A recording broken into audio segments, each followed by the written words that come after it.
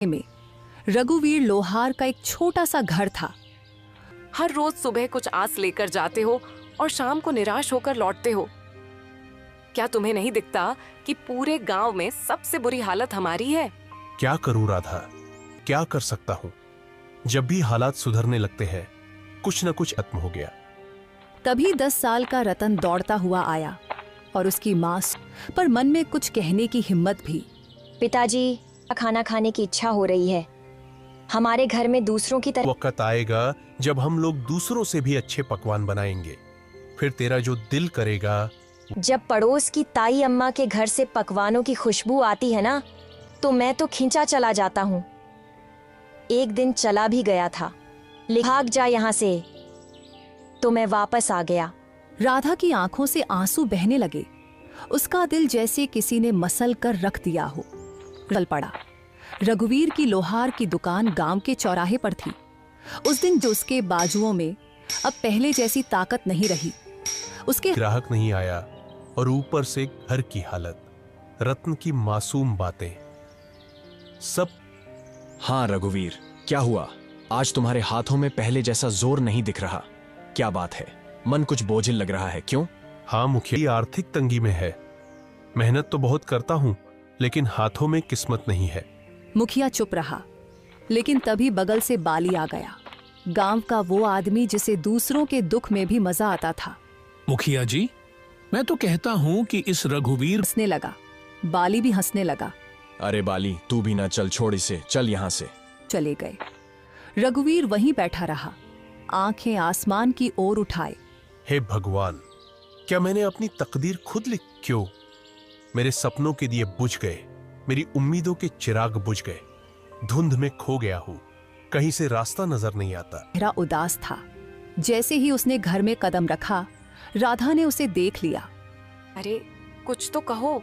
रघुवीर की आंखें भर आईं। उसने धीरे से राधा की ओर देखा। अब तो और ऊपर से मुखिया और बाली, वो दोनों मेरी किस्मत पर हंसते हुए चले गए। मैं तुम्हारे लिए खाने के लिए भी कुछ नहीं ला सका। राधा चुप हो गई।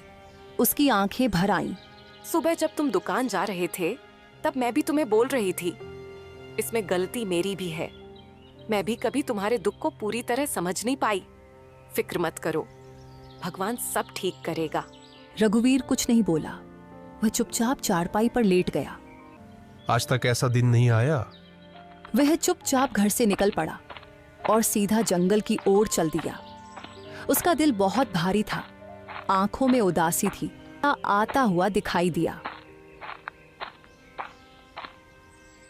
अरे रघुवीर, आज दुकान नहीं खोली क्या?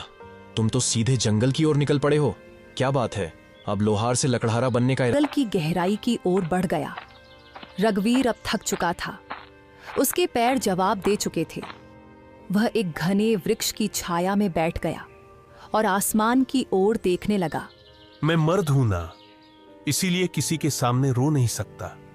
अगर राधा और रतन मुझे रोते हुए देख लेते तो उनका मनोबल टूट जाता। उसकी नजर एक साधु पर पड़ी जो जमीन पर गिरे हुए थे। कोई इंसान नहीं दिखा। मुझे बहुत प्यास लगी है। मेरा गला सूख रहा है। अगर जल्दी पानी नहीं मिला तो शायद मैं बच न सकूं। रघुवीर घबरा गया और तुरंत बिना बिल्कुल नहीं जाऊंगा। मैंने किसी से जल लाने का वचन दिया है और मैं अपना वचन नहीं तोड़ूंगा। तो मेरी ये पहेली सुन। एक घर ऐसा जो हर दिशा में खुला हो, जिसके अंदर उजाला हो, पर ना कोई खिड़की हो, ना कोई दरवाजा, ना कोई दीवार हो और ना ही कोई जमीन, फिर भी सब कुछ उसमें समाया हो। बता कौन है वो? रघुवीर ने कुछ क्षणों के लिए अपनी आंखें मूंद ली। उसकी सांसें तेज और बेकाबू थीं, मानो दिल के भीतर एक तूफान चल रहा हो। लेकिन उसके चेहरे पर एक अनोखा सा सुकून था, एक गहराई से भरा शांत भाव, जैसे वो अपने भीतर की रोशनी से सच्चाई को खोजने की कोशिश कर रहा हो।